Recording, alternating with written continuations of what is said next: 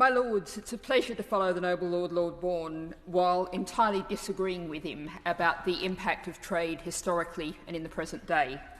I'm going to quote from Professor Patrick Greiner from Vanderbilt University, who talks about since the 1400s, quote, "Problems of resource scarcity have been managed through colonial conquest and economic integration.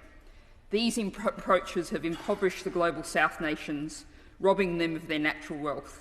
The result has been development in the global North, destabilisation and impoverishment in much of the global South, and climate change for all," end quote. Now, I thank the noble Lords for securing this debate and offer the noble Lord Grantchester the Green Group's support for his regret motion, which addresses specifically issues of human rights abuses, which I would say the political structures that have arisen have allowed this to be a long-term colonial and post-colonial relationship. Now, the world has agreed to the Sustainable Development Goals, something that imagines a different kind of future, a different kind of interrelationship, but I don't think that these two agreements we're debating meet or follow that SDG approach.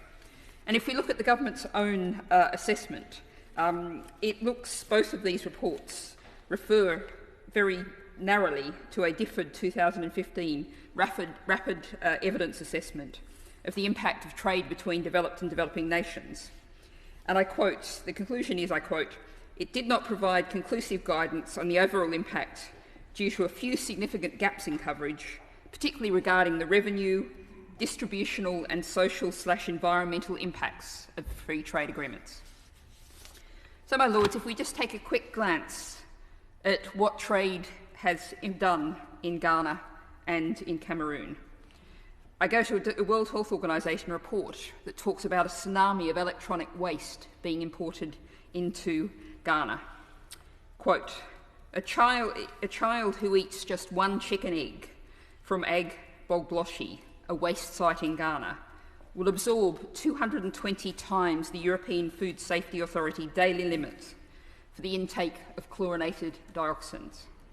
Now, the noble Viscount Eccles referred to the environmental riches of Cameroon. Indeed, the east and the south were once heavily forested with ebony, sapele and African cherry, among others. A lot of that is gone to musical instruments.